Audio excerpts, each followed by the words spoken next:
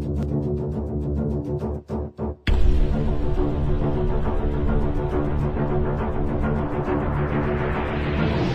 اللہ الرحمن الرحیم۔ السلام علیکم ناظرین، تاریخ کی دنیا میں خوش آمدید۔ مجھے ڈاکٹر علی کہتے ہیں اور آج تاریخ کے جھروکوں سے پاک فوج کے اس عظیم کارنامے کا ذکر کریں گے کہ جسے سن کر آپ کے ہاتھ بے اختیار سیلوٹ کے لیے اٹھ جائیں گے۔ ویڈیو کی تفصیل میں جانے سے پہلے ہمارے چینل کو سبسکرائب کیجئے اور بیل آئیکن کو ضرور دبا دیجئے گا، اور کمنٹ سیکشن میں پاک فوج زندہ باد کا نعرہ کمنٹ ضرور کیجئے گا۔ ناظرین، امرتسر اور واگا کے درمیان مہاجرین کے پیدل قافلوں کی حفاظت کے لیے ایک عرصے سے 5 اور 13 فرنٹیئر فورس رائفل کی صرف 2 کمپنیاں کام کر رہی تھیں، اور ان سے متعلق یہ خبر ملی کہ وہ تھکن سے نڈھال ہو رہی ہیں کیونکہ وہ دن رات ڈیوٹی کر رہے ہیں، اور اس کے علاوہ انہیں پوری خوراک بھی نہیں مل رہی کیونکہ یہ فوجی اپنا راشن بڑی فراخ دلی سے مہاجرین میں بانٹ دیتے تھے، اور مہاجروں سے انہیں ہیضہ اور ملیریا اور دوسری متعدی بیماریاں بھی لگ رہی تھیں۔ لاہور ایریا کے کمانڈر نے ڈاکٹروں کے مشورے پر انہیں 15 دن آرام کا حکم دیا۔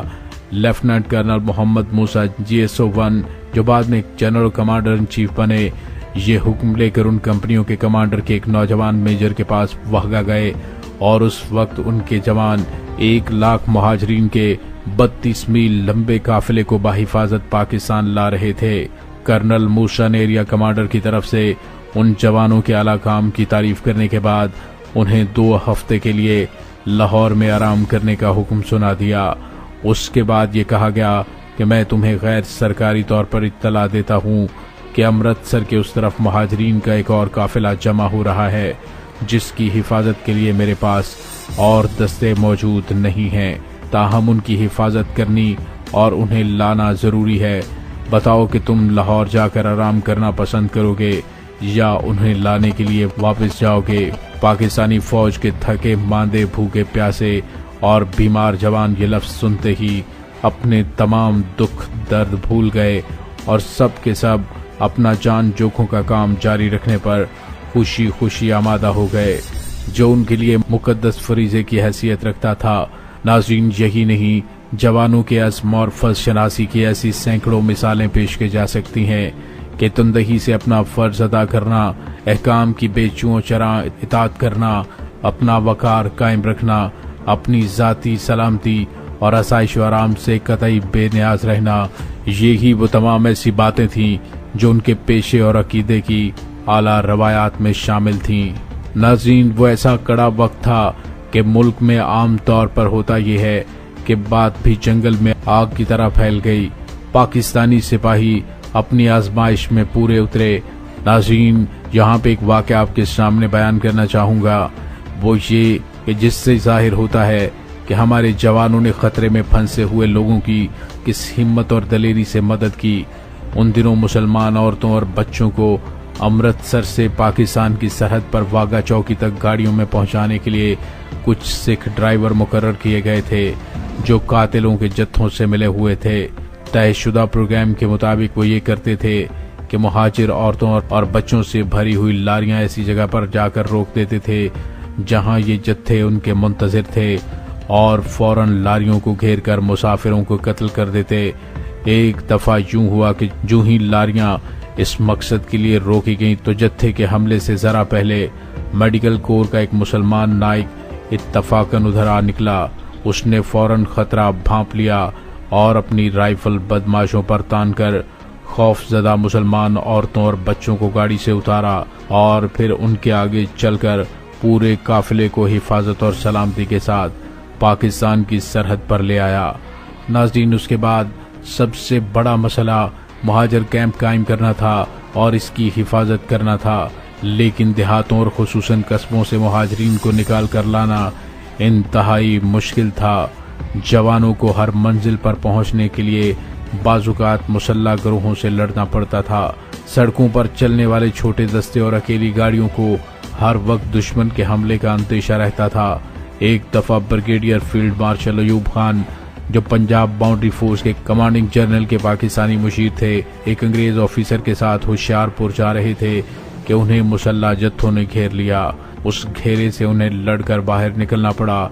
सिख रियासतें खास तौर पर खतरनाक थीं क्योंकि उनकी फौजें मुसल्लह जत्थों के साथ खुल्लम खुल्ला मिली हुई थीं और उन रियासतों में सबसे खतरनाक पटियाला की रियासत थी, जिसके इलाके से अंबाला से लुधियाना जाते हुए ग्राउंड ट्रंक रोड गुजरती है। जो मुसलमान किसी न किसी तरह मौत के पंजे से बच गए थे और भागकर पाकिस्तान आना चाहते थे, उनके लिए ग्राउंड ट्रंक रोड के अलावा कोई और रास्ता नहीं था।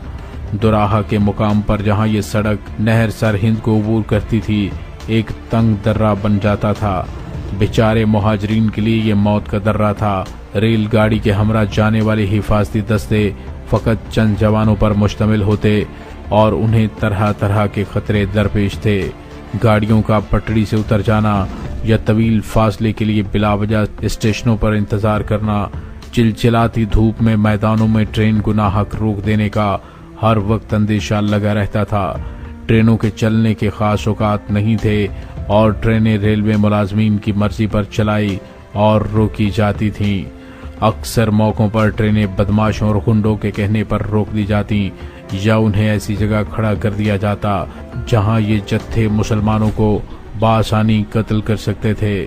तमाम ट्रेनों पर पाकिस्तानी हिफाजती दस्ते मुतय्यन नहीं किए जा सकते थे। पंजाब पुलिस की एक रिपोर्ट के मुताबिक अगस्त और अक्टूबर के दरमियान 53 ट्रेनों पर हमले किए गए, जिनकी हिफाजत के लिए मुसलमान सिपाही साथ नहीं थे। सिर्फ एक ट्रेन ऐसी थी जिसे कोई जानी या माली नुकसान नहीं उठाना पड़ा और ये वाकया सरहिंद के करीब बस्ती पठाना में हुआ, जहां पठानों ने अपनी मजबूत हवेलियों को कलों में तब्दील कर दिया। 30,000 सिखों का हमला जब उन हवेलियों पर नाकाम रहा तो उन्होंने 20 सितंबर को मुहाजिरीन की ट्रेनों पर हमला किया, लेकिन एक अंग्रेज मेजर ने जो उस ट्रेन में सफर कर रहा था, अपनी हिम्मत और बहादुरी से सिखों के हमले को पसपा कर दिया। नाज़रीन, ये है मेरा मान, मेरा फख्र और पाकिस्तान की शान, जो मुश्किल तरीन हालात में भी अपनी जान हथेली पर रखकर पाकिस्तानियों की हिफाजत करते हैं। 1947 से लेकर आज तक हमारे हजारों वतन के जांबाज अपनी जानें इस वतन की हिफाजत पर कुर्बान कर चुके हैं। मेरा सलाम मेरे गाजियों, मेरे शहीदों के नाम। पाक फौज जिंदाबाद, पाकिस्तान जिंदाबाद।